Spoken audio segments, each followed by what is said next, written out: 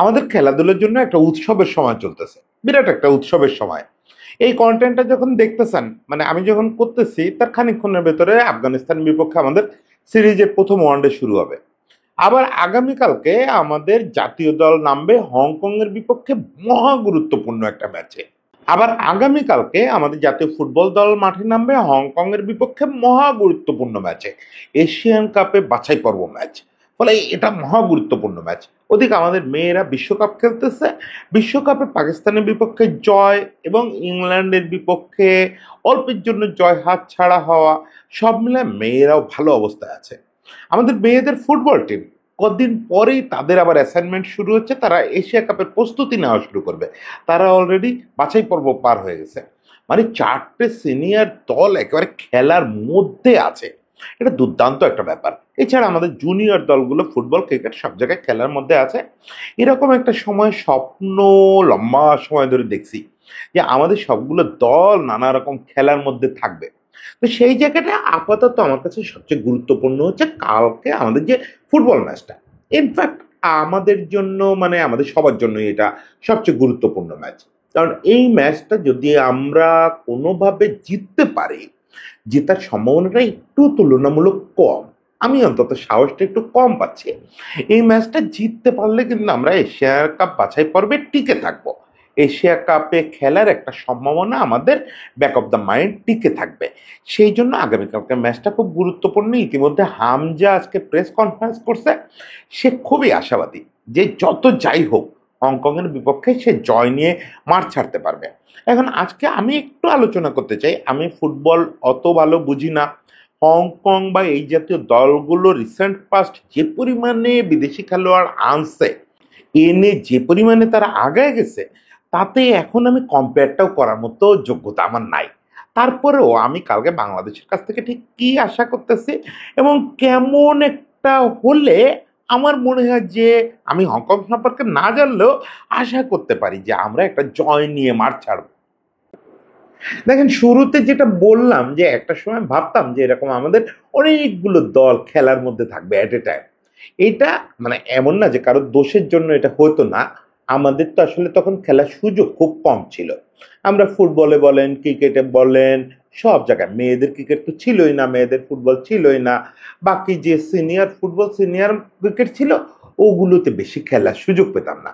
এবং আমাদের টোটালি ক্রিকেটে 6-7 মাসের একটা অফ সিজন থাকতো। 6-7 মাস ক্রিকেটে কোনো খেলাই হতো না। ইন্টারন্যাশনাল খেলা তো আমরা চোখেই দেখতাম না, মানে আমাদের টিম তো ইন্টারন্যাশনাল খেলার সুযোগ পেত না। ফুটবল টিম তো আসলে ইন্টারন্যাশনাল খেলেই, সারা পৃথিবীতেই ফুটবল টিমগুলো ইন্টারন্যাশনাল খেলে খুব কম। আমরাও খেলি খুব কালে ভদ্রে, সবগুলো উইন্ডোতে আমরা ম্যাচ পেতাম না। এখন দৃশ্যটা অনেক বদলে গেছে। আমাদের সব খেলায়, ফুটবল আর ক্রিকেটের কথা যদি বলি, এজ লেভেল টিমগুলাই যত ম্যাচ পায় এখন, যত রকমের খেলা, মেয়েদের এজ লেভেল টিমগুলো ক্রিকেটে বা ফুটবলে কত খেলা পাচ্ছে, কত খেলা পাচ্ছে। মানে একটা আসলে আমরা উৎসবের জগতে প্রবেশ করছি, সেটা পুরো পৃথিবীর স্পোর্টসের কাঠামো অনেকটা বদলে গেছে বলে আমরা বেশি সুযোগ পাচ্ছি। আবার এটাও সত্যি যে সব খেলাতেই আমরা একটু একটু করে আগাচ্ছি। আগাচ্ছি বলে লোকেরা আমাদের একটু বেশি খেলতে দিচ্ছে। সেই জায়গাটায় আপাতত আমাদের একটা বড় স্বপ্নের জায়গা ফুটবল। ফুটবলের ক্ষেত্রে আমি যেটা বলি যে 97 সালে আমাদের ক্রিকেট দল যখন আইসিসি ট্রফি জিতলো, তারপরে আমরা ক্রিকেটকে বড় করতে গিয়ে, ক্রিকেট তো অবশ্যই বড়, মানে আমরা দুটোকে সমান রাখতে পারি না, কেন জানো? সমান রাখতে পারি না। আমরা সবসময় কাউকে বড় করতে হবে, কাউকে ছোট করতে হবে। এই করতে গিয়ে ক্রিকেট আর ফুটবলকে আমরা একই সমান প্যাটার্ন করতে পারতাম, মিডিয়াও একই সমান কাভারেজ দিতে পারতো। কিন্তু সেটা না করে আমরা একটা ফেক ধারণা তৈরি করে দিলাম যে ফুটবল শেষ হয়ে গেছে। ওখানে ফেডারেশনের একটা ভূমিকা ছিল। সুলতান বাইটাই ওই সময়ে আমাদের লিগে এত বেশি পাতানো ম্যাচ হতো, লোকজন মাঠে যাওয়া বন্ধ করে দিল। স্টিল স্টিল লোকেদের মধ্যে জনপ্রিয়তা একটা বিন্দুও কমে নাই। ফুটবল হচ্ছে পৃথিবীর সবচেয়ে জনপ্রিয় খেলা। ফুটবল হচ্ছে একটা ল্যাঙ্গুয়েজ। ফুটবল হচ্ছে, মানে কি বলবো, এটা একটা বিরাট ব্যাপার। ফুটবলের জনপ্রিয়তা কি কমে? আপনি ঢাকার বাইরে যখন খেলা হয় তখন দেখবেন, এই হামজা সৌমিত্র আসার আগে। তারপরেও এটা সত্যি যে হামজা, সৌমিত, ফাহমিদুল, জায়ান হাকিম এবার টিমে আছে। সবকিছু মিলায় এখন তো দর্শকদের একটা বাড়তি উৎসাহ তৈরি হয়েছে। খেলার টিকিটই পাওয়া যায় না। বাংলাদেশ হংকং ম্যাচের টিকিট পাওয়া যাচ্ছে না। এর আগে বাংলাদেশ সিঙ্গাপুরের বিপক্ষে খেললো, টিকিট নিয়ে কি একটা হাউ খাও অবস্থা। এগুলো তো পজিটিভ সাইড, যে মানুষ প্রচন্ড উৎসাহ পাচ্ছে, প্রচন্ড উৎসাহ পাচ্ছে। এটা বড় কারণ কিন্তু এই লোকটা, এই যে ঝাঁকড়া চুলের লোকটা আমাদের হামজা চৌধুরী, সে ইপিএল খেলে আসা খেলোয়াড়, প্রিমিয়ার লিগের খেলোয়াড়, সে আসছে, আসাতে আমাদের এখানে জোয়ারটা বাড়তি হচ্ছে। সৌমিতের মতো স্কিলফুল খেলোয়াড় যে কানাডিয়ান লিগ খেলে, ও আসছে, ওটাতেও আমাদের একটা ফ্লেভার যুক্ত হচ্ছে। এখন সেই হামজাদের উপরে প্রত্যাশাটা যেটা ছিল, মানে প্রত্যাশাটা তো অটোমেটিক তৈরি হয় যে হামজা সমেত সোমরা বাংলাদেশকে দ্বিতীয়বারের মতো এশিয়া কাপে নিয়ে যাবে। এই দ্বিতীয়বারের মতো শব্দটা না আমার কাছে একটু বলতে বাদো বাদো লাগে। কারণ ওই যে এইটিতে আমরা যখন এশিয়া কাপ খেলছিলাম, তখনকার এশিয়া কাপ খেলা আর এখনকার এশিয়া কাপ খেলা অনেক বদলে গেছে, এটুকু তো বুঝি। দেখেন এখন সাউথ এশিয়ার বিভিন্ন দলই, জামালের এর মাঝে আমি ওই যে পডকাস্ট করতেছিলাম, যদি কেউ দেখে থাকেন, ওখানে জামাল বলতেছিল যে এক একটা টিম 18 জন 19 জন করে খেলোয়াড় শুধু ন্যাশনাল টিমের জন্য এই অরিজিন খেলোয়াড় নিয়ে আসছে বিভিন্ন জায়গা থেকে। কোনো কোনো টিম অরিজিনের ধারও ধারে নাই, রীতিমতো করে ন্যাচারালাইজড করে নিছে। তার ওখানে খেলছে 2 বছর লিগ, 4 বছর লিগ খেলছে, ন্যাচারালাইজ করে নিছে। ওই খেলোয়াড়ের সঙ্গে ওই দেশটার কোনো সম্পর্কই নেই। সাউথ এশিয়ায় এটা করে অনেকগুলো দল আসলে নিজেদেরকে এশিয়ান স্ট্যান্ডার্ডে নিয়ে যাওয়ার চেষ্টা করতেছে। তার মধ্যে হংকং একটা। হংকং ঠিক সাউথ এশিয়ার দল না হলেও স্ট্যান্ডার্ডে সাউথ এশিয়ার খুব কাছাকাছি ছিল একসময়। একসময় আমরা হংকং বিরাট আমাদের চা আগানো ছিল তা না, হংকংয়ে ভালো একটা প্রফেশনাল লিগ অনেক দিন ধরে হতো। এবং হংকংয়েই তো বোধ হয় সালাউদ্দিন ভাই প্রথম প্রফেশনাল লিগ খেলতে গেল। সালাউদ্দিন ভাই তো বাংলাদেশের প্রথম প্রফেশনাল লিগ খেলা খেলোয়াড়। তো হংকংয়ের ফুটবল অনেক দিন ধরে ভালো, কিন্তু এখন যে অবস্থা, এখন একগাদা অরিজিন খেলোয়াড়, ন্যাচারালাইজড খেলোয়াড়, মানে এখন হংকং অনেক আগানো দল। তারপরও ড্রিমটা হচ্ছে যে ওই যেটা দিয়ে শুরু করছিলাম, এখন তো এদিক ওদিক চলে যাই কথাবার্তায়, হামজা সমিত সোমদের কারণে আমরা এশিয়া কাপ খেলবো, এরকম একটা আশা ছিল। এবং সে আশাটা কিন্তু মোটেও অসম্ভব কিছু ছিল না। কিন্তু হলো কি, বাছাই পর্বের প্রথম দুটো ম্যাচে খুব আনএক্সপেক্টেড রেজাল্ট হলো। প্রথমত ইন্ডিয়ার বিপক্ষে আমরা গুয়াহাটিতে যে ম্যাচটা খেললাম, ওই ম্যাচটা আমাদের জেতার কথা ছিল, একদমই জেতার মতো ম্যাচ ছিল। ওই ম্যাচটা ছোটোখাটো কিছু ত্রুটির জন্য না ম্যাচটা আমরা জিততে পারলাম না। হামজা অবিশ্বাস্য খেললো, আমাদের পুরো টিম দারুণ খেললো, মূলত আমাদের কেউ স্কোর করার ছিল না। ওটা যে এই ম্যাচেও হয়ে যাবে, আগামীকালকে যে স্কোর করার কেউ আসবে তা তো না, স্কোরিং এর দুর্বলতাটা আমাদের থেকেই যাচ্ছে, খুব থেকে যাচ্ছে। স্কোরিং করতে না পারে এমন ওই ম্যাচটা জিতলাম না। ওই ম্যাচটা যদি আমাদের পয়েন্ট ভাগ করতে না হতো, তাহলে কিন্তু আজকে আমরা বেটার পজিশনে থাকতাম। অ্যাটলিস্ট বলতে পারতাম কালকে হংকং এর বিপক্ষে ড্র হলেও আমরা আসি, লড়াইতে আসি। কিন্তু কালকে হেরে গেলে মনে হয় আমরা লড়াইতেই থাকবো না, আই এম নট শিওর। মানে হেরে গেলে এটা আসলে কাগজে কলমে লড়াইতে থাকলেও আর লড়াইতে থাকবো না। কিন্তু সেই জায়গাটা সিঙ্গাপুরের বিপক্ষে সুযোগ ছিল, ঘরের মাটিতে ম্যাচ। সিঙ্গাপুরের বিপক্ষে আমরা বেশ কয়েকটা ফেজে ম্যাচটায়, ছোট ছোট কয়েকটা ফেজে, যে 10 মিনিটের একটা ফেজ, 5 মিনিটের একটা ফেজ, আমরা ডমিনেট করছি, আমরা ওদের উড়ায় দিছি। এবং শেষ দিকে এমন একটা সময় আসছিল, বোধহয় আমরা টানা 8টা বা এরকম কি সেট পিস পাইছিলাম। টানা 8টা সেট পিস পাওয়ার অর্থ বোঝেন যে তার মধ্যে কর্নার আছে, ফ্রি কিক আছে, মানে আমরা কি পরিমাণে অ্যাটাক করতেছি সিঙ্গাপুরের মতো দলকে। কিন্তু আমরা ডিফেন্সের দুটো ব্লান্ডারে গোল খেয়ে গেলাম। যাই হোক, দুটো ম্যাচে আমাদের জন্য আপসেট ছিল। ইন্ডিয়ার বিপক্ষে ম্যাচটা অন্তত জেতা উচিত ছিল, সিঙ্গাপুরের বিপক্ষে মিনিমাম ড্র নিয়ে মাঠ ছাড়া উচিত ছিল। সেই জায়গাটায় এখন কালকে তো আসলে আমাদের দেয়ালে পিঠ থেকে গেছে, কালকে আমাদের জিততেই হবে। সেখানে শুরুতে একটু নেগেটিভ কথা বেশি বলতেছি, পজিটিভ কথা বলতেছি, হামজা অনেক পজিটিভ বলছে। আজকে দেখে নে যে প্রথম আলো সহ বিভিন্ন পত্রপত্রিকা ওর প্রেস কনফারেন্সটা, ওখান থেকে কথাবার্তা দিচ্ছে লোকজন, আপনারা নিশ্চয়ই টিভিতেও দেখবেন, ফলে দেখবেন যে কি পজিটিভ ছেলে। তো আগে একটু নেগেটিভ আরেকটা জিনিস বলে নেই, যে আমাদের টিমে কয়েকজন ইনজুর্ড, দুটো ছেলে ফরওয়ার্ডের, ওরা একদম ইনজুরিতে ছিটকে গেছে। আমি গত কিছুদিন খেলা দেখে আমার মনে হচ্ছে যে ওরা অপরিহার্য ছিল না। কিন্তু যারা ইনজুরি সহ দলে আছে, তাদের যদি কেউ খেলতে না পারে, তাহলে আবার আমাদের মুশকিল হয়ে যাবে। বিশেষত আমাদের ডিফেন্স তো তপু বর্মন এবং তারিক কাজী, এই হচ্ছে আমাদের ডিফেন্সের মূল স্তম্ভ। ডিফেন্সে বাকি যারা আছে সবাই ভালো, কিন্তু ওরা তো 2-4টা ব্লান্ডার ওই যে গত ম্যাচটা করলো। তপু আর তারিক কাজী এদের খুব দরকার, কিন্তু দুজনই নাকি ইঞ্জুরি ক্যারি করতেছে। আলামিন ছেলেটারে স্ট্রাইকার হিসাবে খেলায় কতটা উপকার হয়েছে জানি না, কিন্তু আলামিন তো খেলোয়াড় হিসেবে তাকে তো মানে ফরওয়ার্ডে তো দরকার। সেও নাকি ইনজুরি ক্যারি করতেছে।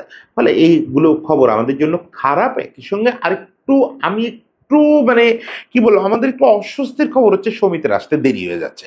সমিত আজকে রাতেই আসতেছে, ফলে কালকেই তাকে মাঠে নামতে হবে। সমিত কতটা তার সেরা রূপ দেখাতে পারবে, যেটা সিঙ্গাপুরের বিপক্ষে দেখাছিল, সেটা তো একটু সন্দেহ থাকেই। এত বড় একটা জার্নি করে সেই কানাডা থেকে আজকে রাতে এসে পৌঁছাবে, কোনো প্র্যাকটিস করার সুযোগ পেল না, নিজেরে ওই অর্থে ওয়েদারেও খাপ খাওয়া নিতে পারলো না, একবারে তো এক গোলার্ধ থেকে আরেক গোলার্ধে আসতে হচ্ছে। এগুলো মিলে কালকে আমরা যে আমাদের খুব শক্তি নিয়ে নামতে পারতেছি তা তো না। ও এখনো পর্যন্ত আমরা একজন স্ট্রাইকার খুঁজে পাই না। আমি জানি না জায়ান হাকিম কি চূড়ান্ত দলে আছে কিনা, থাকলে এই ছেলেটা স্ট্রাইকারের জায়গাটা মানে অভাবটা পূরণ করতে পারবে কিনা তাও আমি জানি না। ফলে উইক লিঙ্ক তো থেকেই গেল অনেক রকম। কিন্তু এসব উইক লিঙ্কের আলাপ করে লাভ কি? আসল ব্যাপার হচ্ছে হামজা যেটা বলছে, যে দল সবারই দুর্বলতা সবলতা আছে। সিলেটি ভাষায় কথাবার্তা বলছে কি সুন্দর। আমি যদি সিলেটি বলতে পারতাম আমি কপি করে শোনাতাম। আপনারা দেখতেছেন শুনতেছেন যে সবারই দুর্বলতা সবলতা আছে। মূল কথা হচ্ছে আমাদের ভালো খেলতে হবে। ভালো খেললে আমরা ম্যাচ জিততে পারবো ইনশাল্লাহ। এই যে জোরটা হামজার মতো একজন খেলোয়াড় যখন বলে, যদিও ওখানে সাংবাদিকরা বলছিলেন যে আপনাকে বলা হচ্ছে বাংলাদেশের মেসি, তো ও দারুণ বলছে যে একজন খেলোয়াড় আসলে এভাবে ডিফারেন্স করে দিতে পারে না। সত্যি সত্যিই যদি মেসিও এই টিমে জয়েন করে, তাও আসলে আমাদের স্টাইল অনুযায়ী তাকে খেলতে হবে। একজন খেলোয়াড় সব বদলায় দিবে তা তো না। ফলে আমরা সবাই মিলে যা করার করতে হবে, একজনকে এভাবে গুরুত্ব দিয়ে লাভ নাই। এই জিনিসটা কত সুন্দর। এবং দেখেন এই যে কোচ, একে নিয়ে তো আমাদের অনেকের আপত্তি আছে, কোচের স্টাইল নিয়ে। আমি তো হামজাকে যেভাবে খেলায় এটারই পক্ষে না, কিন্তু হামজা বলতেছে না তার এই কোচের খেলা ভাল লাগছে, কোচের সঙ্গে তার যথেষ্ট মাত হয়েছে, মানে যথেষ্ট কথা বলছে। এই মাত শব্দটা অন্তত জানি সিলেটি শব্দের মধ্যে, যে যথেষ্ট কথা হয়েছে, খেলোয়াড়দের সঙ্গে কথা হয়েছে, সে সবকিছুতে প্লিজড। সে কোনো নেগেটিভ কোনো আলোচনাই যাইতে রাজি নাই। ইঞ্জুরির কথা উঠছে অমুক তমুক, সে বলতেছে সব থাকবে, সবকিছুর পরেও আমাদের জিততে হবে এবং আমরা জিতবো ইনশাল্লাহ। এই জিনিসটাতে আমি ভরসা করতে চাই। ভরসা করতে চাই যে হামজা যখন বলে, আমি জানি ও হয়তো নেগেটিভ পয়েন্টগুলো জানে, ও ব্যাক অফ দ্য মাইন্ড জানে যে কি কি কারণে আমরা কালকের ম্যাচে হয়তো একটু পিছায় থাকবো। কিন্তু এইগুলা নিয়ে তো বেশি সময় কাটানোর দরকার নাই। আমাদের আসলে দরকার কালকে মাঠে ভালো খেলা। হ্যাঁ, অবশ্যই কোচ যদি হামজার আজকের কথা শুনে স্রোতে ভেসে যান যে হামজা আমার প্রশংসা করছে মানে আমি যা করতেছি সব ঠিক আছে, এইটা ভাবেন না। কোচ সাহেবের তো আমি কিভাবে রিচ করবো জানি না, কিন্তু এইটা যদি উনি ভাবেন তাহলে আবার মানে আরো একটু ঝামেলা হয়ে যাবে। আর টিমটা তো খারাপ নাই, এন্ড অফ দি ডে যে টিমটা আমাদের কালকে মাঠে নামবে, নট দ্যাট ব্যাড। কিন্তু এই টিমটা একটু প্রপারলি ইউজ করা, হামজাকে আরেকটু স্বাধীনতা দেওয়া, আরেকটু স্পেস দেওয়া, যে ও যাতে বক্স টু বক্স খেলতে পারে, ও যাতে সমিত সোমের সঙ্গে সমিত সোমকে প্রপারলি বল দিতে পারে, তাহলে সমিত সোম প্রপারলি ফরওয়ার্ড অ্যাটাকে বল দিতে পারবে। ফাহমিদুল কতটা সুন্দর করতে পারবে জানি না। ফাহমিদুল যদি উইং এ প্রপার রোল প্লে করতে পারে, তারপর আলামিন যদি সেটা পারে, সামনে যদি জায়ান খেলে বা অন্য কোনো ফরওয়ার্ড যদি খেলে, সে যদি ওইগুলোর কাজে লাগাইতে পারে তাহলে তো দুর্দান্ত ব্যাপার। আর আমি আসলে হামজাকে আরেকটু উপরে খেলাইতে বলি কেন, সবসময় বলি, এই হামজা দেশে আসার পর থেকে বলি। এটা আমি খুব বাজেভাবেও একটা কন্টেন্টে বলছিলাম যে আপনি যদি এমি মার্টিনেজ রে পান বা ম্যানুয়েল নয়ার রে পান, তাও মিডফিল্ডে খেলানো উচিত। কারণ আমার দেশের মিডফিল্ডের যে অবস্থা, তার চেয়ে ওসব দেশের গোলকিপাররাও মিডফিল্ডে ভালো খেলবে। মানে এত মানে এটা বেশি অ্যাটাকিং কথা বলছিলাম, বেশি বলছিলাম, সরি। আসলে এতটাও না, কিন্তু রিয়েলিটি হচ্ছে যে ইউরোপের টপ ডিভিশনে খেলা একটা ডিফেন্সিভ মিডফিল্ডার, সে আমার এখানে বক্স টু বক্স খেলার জন্য যথেষ্ট যোগ্য। ফলে হামজাকে আরেকটু স্বাধীনতা দিলে সুবিধাটা যেটা হয়, তাহলে ডিফেন্সিভ মিডফিল্ড, সত্যিকারের ডিফেন্সিভ মিডফিল্ডটা যেটা, সেখানে জামাল খেলতে পারে। আমি আবার ডাবল পিভটের পক্ষে না। জামাল হামজা দুজনকে তাইলে আসলে একটু অপচয় হয়ে যায় আমাদের জন্য। এটা কৌশলগত অবস্থান কি নেবেন কোচ জানেন, কিন্তু জামাল হামজা দুজনকে আমি মাঠে দেখতে চাই। জামালকে তুলনামূলক ডিফেন্সিভ রোলে আর হামজাকে তুলনামূলক বক্স টু বক্স রোলে। তাহলে যেটা হবে যে ওরা দুজন মাঠে থাকলে আমাদের একটা জিনিস দেখেন, আমাদের বক্সে প্রচুর বল ঢুকবে, প্রচুর বল ঢুকবে যদি অস্বাভাবিক কিছু না ঘটে। সৌমিত আর ফাহমিদুল বক্সে প্রচুর ক্রস করবে, প্রচুর পাস দিবে। আমরা হয়তো ন্যাচারালি ওখানে আমাদের যেহেতু সুযোগ সন্ধানী স্ট্রাইকার নাই, আমি ধরে নিচ্ছি যে আমরা ন্যাচারাল গোলগুলো পাচ্ছি না, মানে স্বাভাবিক প্রসেসের মধ্যে দিয়ে আমরা হয়তো গোল পাচ্ছি না। কিন্তু যখন প্রচুর অ্যাটাক আপনি করবেন, বক্সে প্রচুর বল ফেলবেন, তখন আপনি প্রচুর সেট পিসও পাবেন। এর ভিতর কিছু কর্নার আসবে, কিছু বক্সের বাইরে ফ্রি কিক আসবে। তখন যখন জামাল হামজা দুজনেই উপস্থিত থাকবে আপনার 11-এ, জামাল ধরেন আপনি ধরে নিচ্ছেন, আপনার বক্তব্য হচ্ছে যে জামাল 90 মিনিট খেলার মতো ফিট নাই, আপনি এইসব ভাইবেন না, জামালকে ডিফেন্সিভ রোলে খেলতে দেন। যখন সেট পিসের টাইমটা আসবে, Jamal is a magician of set piece. Jamal যদি 4টা শট করার সুযোগ পায়, 4টা সেট পিস নেয়, সেটা ফ্রি কিক হোক আর কর্নার, আর হামজা যদি ওই সময় প্রতিপক্ষের বক্সে থাকে, আমি বিশ্বাস করি এই 4টার মধ্যে একটা গোল হয়ে যাবে।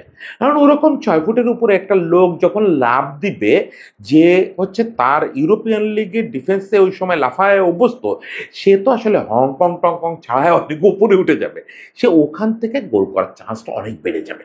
ফলে আমি চাই যে অন্তত এইটুকু যেন কোচ করেন। বাকি তো যা ওনার মন মতো করবেন, যে জামাল হামজা দুজনেরই মাঠে থাকাটা কালকে জরুরি, খুব জরুরি। সেটা হলে কে জানে, আমার মনের ভিতরে যেরকম কু ডাক ডাকতেছে সেগুলো সব মিলা যাবে। আমরা আসলে হামজার কণ্ঠে কণ্ঠ মিলায় বলতে পারবো জয় আসবে ইনশাল্লাহ। এই জয়টা দেখার জন্য কালকে বসতে হবে সবাই মিলে।